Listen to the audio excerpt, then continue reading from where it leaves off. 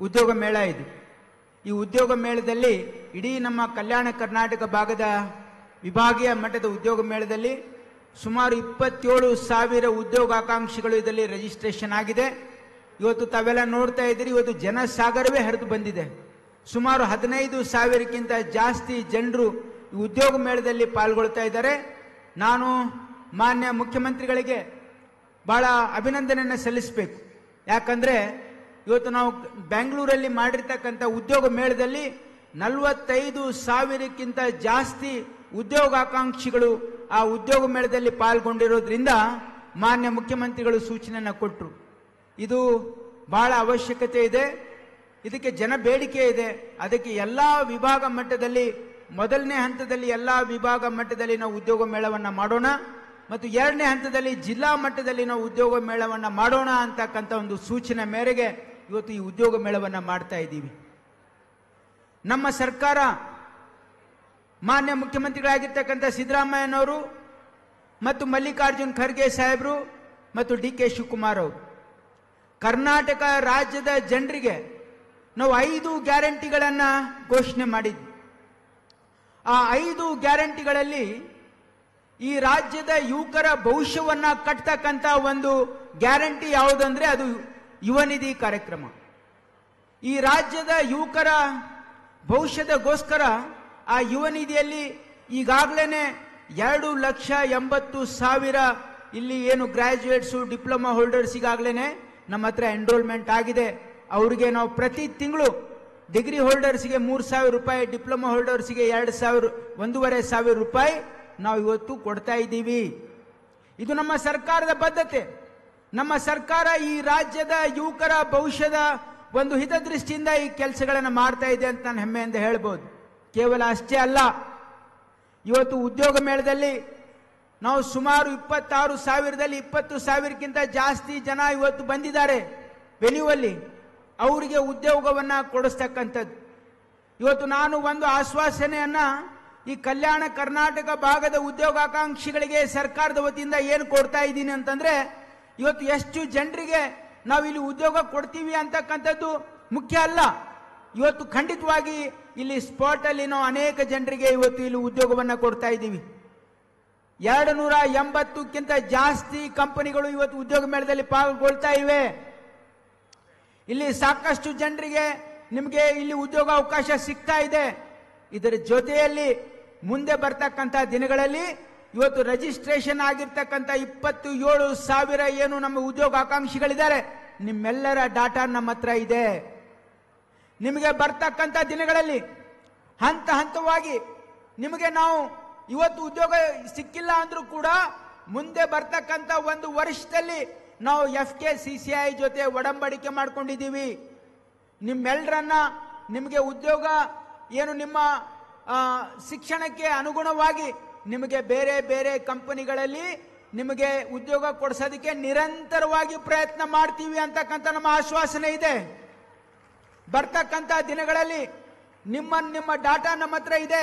ನಿಮಗೆ ನಿರಂತರವಾಗಿ 1 ವರ್ಷ 2 ವರ್ಷ ಒಳಗೆ ನಿಮ್ಮೆಲ್ಲರಿಗೂ ಉದ್ಯೋಗ ಅವಕಾಶ ಕೊಡ್ತಕ್ಕಂಥ ಪ್ರಾಮಾಣಿಕ ಪ್ರಯತ್ನ ಈ ಸರ್ಕಾರ ಮಾಡ್ತದೆ ಅಂತಕ್ಕಂಥ ಒಂದು ಆಶ್ವಾಸನೆ ನಿಮಗೆ ಕೊಡ್ತಾ ಇದ್ದೀವಿ. ಯಾಕಂದ್ರೆ ಬೇರೆಯವರು ಬೇರೆ ಬೇರೆ ಹೇಳ್ಬೋದು, ಆದ್ರೆ ನಮ್ಮ ಸರ್ಕಾರ ವಿಶೇಷವಾಗಿ ಇವತ್ತು ಏನು ನಾವು ಈ ರಾಜ್ಯದ ಯುವಕರ ಭವಿಷ್ಯವನ್ನ ನಿರ್ಮಾಣ ಮಾಡೋದಕ್ಕೆ ನಾವು ಈ ಒಂದು ಕೆಲಸವನ್ನ ಮಾಡ್ತಾ ಇದ್ದೀವಿ. ಇದಾದ್ಮೇಲೆ ನಾವು ಮೈಸೂರಲ್ಲಿ ವಿಭಾಗ ಮಟ್ಟದ ಉದ್ಯೋಗ ಮೇಳ ಮಾಡ್ತಾ ಇದ್ದೀವಿ. ಅದಾದ್ಮೇಲೆ ನಾವು ಹುಬ್ಬಳ್ಳಿ ಧಾರವಾಡ ಅಥವಾ ಬೆಳಗಾಮಲ್ಲಿ ಉದ್ಯೋಗ ಮೇಳವನ್ನ ಮಾಡ್ತಾ ಇದ್ದೀವಿ.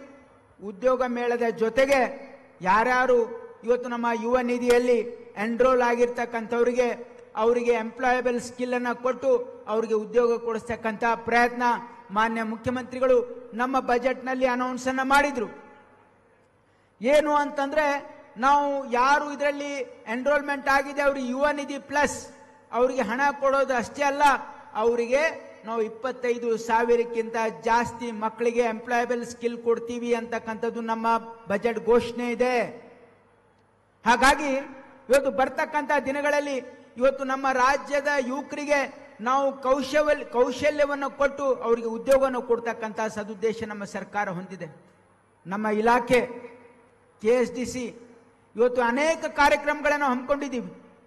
ನಾವು ವಿಶೇಷವಾಗಿ IMCK ಬ್ರಾಂಚ್ ವತಿಯಿಂದ ಹೊರದೇಶದಲ್ಲೂ ಕೂಡ ನಾವು ಉದ್ಯೋಗವನ್ನು ಕೊಡಿಸ್ತಾ ಇದ್ದೀವಿ. ಸ್ಲೋವಾಕಿಯಾ ಕಂಪನಿ 2,000ಕ್ಕಿಂತ ಜಾಸ್ತಿ ನಮಗೆ ITI ಏನು ಪಾಸ್ ಆಗಿರೋರು ಬೇಕು ಅಂತ ಹೇಳಿದ್ದಾರೆ. ಇಲ್ಲಿವರೆಗೆ ನಾವು 100ಕ್ಕಿಂತ ಜಾಸ್ತಿ ಜನರನ್ನ ಕಲಬುರಗಿಯಿಂದನೇ ಕಳಿಸಿದ್ದೀವಿ. ಅವರಿಗೆ 1 ಲಕ್ಷಕ್ಕಿಂತ ಜಾಸ್ತಿ ಇವತ್ತು ಅವರಿಗೆ ಇದು ಸಿಗ್ತಾ ಇದೆ, ರೆನ್ಯುಮರೇಷನ್ ಸಿಗ್ತಾ ಇದೆ. ಈಗ ಮತ್ತೆ 2ನೇ ಹಂತದಲ್ಲಿ ಮತ್ತೆ ಅವರು ರಿಕ್ರೂಟ್ಮೆಂಟ್ ನಡೀತಾ ಇದೆ. ನಾನು ಯಾಕೆ ಈ ಮಾತು ಹೇಳ್ತಾ ಇದ್ದೀನಿ ಅಂದ್ರೆ, ನಮ್ಮ ಸರ್ಕಾರ ಕೇವಲ ಕರ್ನಾಟಕದಲ್ಲಿ ಅಷ್ಟೇ ಅಲ್ಲ, ಭಾರತದಲ್ಲಿ ಅಷ್ಟೇ ಅಲ್ಲ, ವಿದೇಶದಲ್ಲೂ ಕೂಡ ನಿಮಗೆ ಉದ್ಯೋಗ ಕೊಡಿಸ್ತಕ್ಕಂಥ ನಮ್ಮ ಪ್ರಾಮಾಣಿಕ ಪ್ರಯತ್ನ ಇದೆ. ಅದಲ್ಲದೆ ನಾವು ಡಿಗ್ರಿ ಓದ್ತಕ್ಕಂಥ ಜನರಿಗೆ ನಾವು ಕೌಶಲ್ಯ ಕಲಿಕೆ ಜೊತೆ ಕೌಶಲ್ಯ ಅಂತಕ್ಕಂಥದ್ದು ಇಲ್ಲಿವರೆಗೆ 35,000 ಮಕ್ಕಳಿಗೆ ಇವತ್ತು ಪ್ರತಿಷ್ಠಿತ ಕಂಪನಿ, ಅದು ಅಡೋಬಿ ಆಗಿರ್ಬೋದು, ಮೈಕ್ರೋಸಾಫ್ಟ್ ಆಗಿರ್ಬೋದು, ಇವತ್ತು ಪ್ರತಿಷ್ಠಿತ ಕಂಪನಿಯಿಂದ ಅವರಿಗೆ ಸಾಫ್ಟ್ ಸ್ಕಿಲ್ ಕೊಡಿಸೋದು. ಅದ್ರ ಜೊತೆ ಇಂಡಸ್ಟ್ರಿಯಲ್ ಲಿಂಕೇಜ್, ಇವತ್ತು ಇಂಡಸ್ಟ್ರಿಗಳ ಬೇಡಿಕೆ ಅನುಗುಣವಾಗಿ ನಾವು ಉದ್ಯೋಗದ ಸ್ಕಿಲ್ ಅನ್ನ ಇವತ್ತು ನಮ್ಮ ಮಕ್ಕಳಿಗೆ ಕೊಡ್ತಕ್ಕಂಥ ಪ್ರಯತ್ನ ನಮ್ಮ ಇಲಾಖೆಯಿಂದ ಆಗ್ತಾ ಇದೆ. ಜೊತೆಗೆ ಇವತ್ತು ವಿಶೇಷವಾಗಿ ಫ್ಯೂಚರ್ ಸ್ಕಿಲ್ಸ್, ಮುಂದೆ 5 ವರ್ಷಗಳಲ್ಲಿ ಬೇಕಾಗ್ತಕ್ಕಂಥ ಕೌಶಲ್ಯವನ್ನ ಇವತ್ತು ನಾವು ಈಗಲೇ ನಮ್ಮ ಮಕ್ಕಳಿಗೆ, ನಮ್ಮ ಗ್ರಾಜ್ಯುಯೇಟ್ಸ್ಗೆ, ಡಿಪ್ಲೊಮಾ ಹೋಲ್ಡರ್ಸ್ಗೆ ನಾವು ಅವರಿಗೆ ಫ್ಯೂಚರ್ ಸ್ಕಿಲ್ ಕೊಡ್ತಕ್ಕಂಥ ಪ್ರಯತ್ನನೂ ಮಾಡ್ತಾ ಇದ್ದೀವಿ.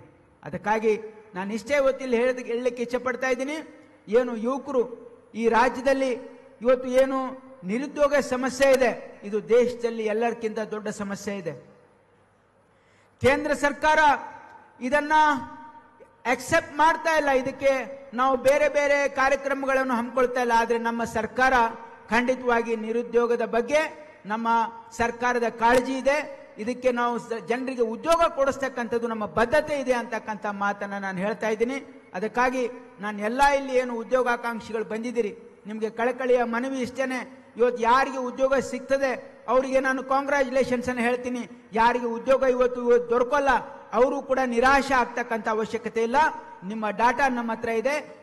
ನಿಮ್ಮನ್ನ ನಿರಂತರವಾಗಿ ಕಲ್ಯಾಣ ಕರ್ನಾಟಕದ ಏನು ನೀವೆಲ್ಲ ಇಲ್ಲಿ ಎನ್ರೋಲ್ಮೆಂಟ್ ಆಗಿದ್ದೀರಿ, ನಿಮ್ಮೆಲ್ಲರಿಗೂ ಕೂಡ ಮುಂದೆ ಬರ್ತಕ್ಕಂಥ ದಿನಗಳಲ್ಲಿ ನಿಮಗೆ FKCCI ಜೊತೆ ಒಡಂಬಡಿಕೆ ಮಾಡಿಕೊಂಡು ನಿಮಗೆ ವಿವಿಧ ಕಡೆ ನಿಮಗೆ ಎಂಪ್ಲಾಯ್ಮೆಂಟ್ ಕೊಡಿಸೋದಕ್ಕೆ ನಮ್ಮ ಸರ್ಕಾರದ ಬದ್ಧತೆ ಇದೆ ಅಂತ ಮಾತನ್ನ ಹೇಳಿ, ಇವತ್ತು ಈ ಒಂದು ಬೃಹತ್ ಉದ್ಯೋಗ ಮೇಳಕ್ಕೆ ಮಾನ್ಯ ಮುಖ್ಯಮಂತ್ರಿಗಳು ಮಲ್ಲಿಕಾರ್ಜುನ್ ಖರ್ಗೆ ಸಾಹೇಬರು, ಉಪಮುಖ್ಯಮಂತ್ರಿಗಳು ಬಂದಿದ್ದಾರೆ.